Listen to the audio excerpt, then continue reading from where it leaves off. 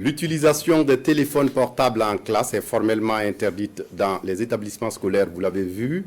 À Bobo-Dioulasso, par exemple, le phénomène persiste avec des conséquences néfastes sur le rendement des élèves. Mais les sanctions mises en place par les autorités scolaires semblent porter leurs fruits. Ali Traoré, sur place à Bobo. Le règlement dans les établissements est strict sur la question. Pas de téléphone pendant les cours. L'utilisation du portable est carrément interdite pendant les heures ouvrables. Donc ça veut dire forcément, même si un enfant a un portable dans le sac, c'est interdit d'amener le portable même à l'école. Malgré ces mesures, le phénomène à la peau dure dans les établissements. Les élèves font fi des interdictions et défient les encadreurs au quotidien en ce qui concerne l'utilisation des portables. Pourtant, ils sont conscients des inconvénients. Ça peut aussi t'amener un manque de concentration. Et ça peut t'amener à aimer beaucoup la facilité. Par exemple, je prends un exemple. Nous sommes entre élèves et on décide d'aller faire un groupe. Et puis il y a un exercice, c'est un exercice de mathématiques. Et un de mes camarades résout une équation et puis il y a quelque chose à calculer.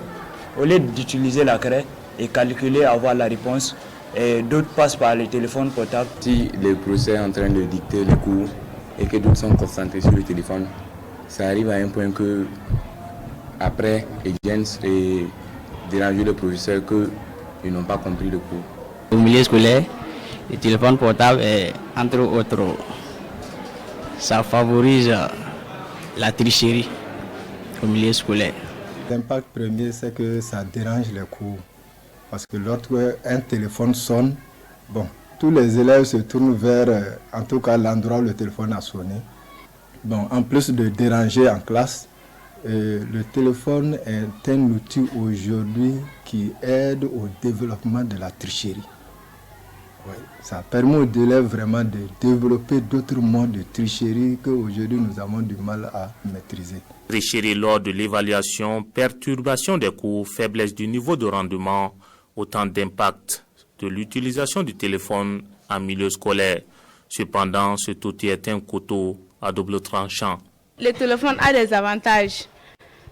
Premièrement, quand un élève a un téléphone portable, souvent on peut rejoindre les parents facilement. Voilà, surtout quand on a eu un accident comme ça. Et des fois, c'est pour faire des recherches, donc qui peuvent aider l'élève à mieux comprendre le cours. Mais utiliser pendant le cours, ça, c'est pas bon. En tout cas, dans cet établissement, l'utilisation du portable est strictement interdite et tout contrevenant est sanctionné immédiatement.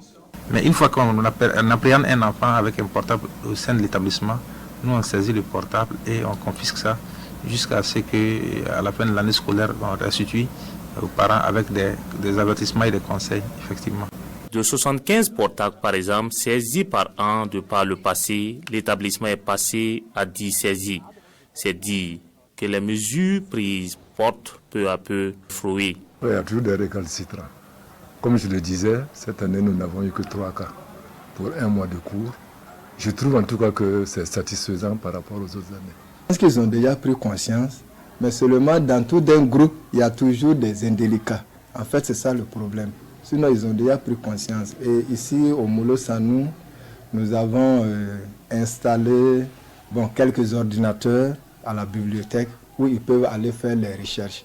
Donc, ça fait qu'ils n'ont plus de prétexte pour dire « Ah bon, c'est pour les recherches qu'on amène le téléphone ». Autant d'astuces utilisées pour minimiser l'utilisation des téléphones en milieu scolaire.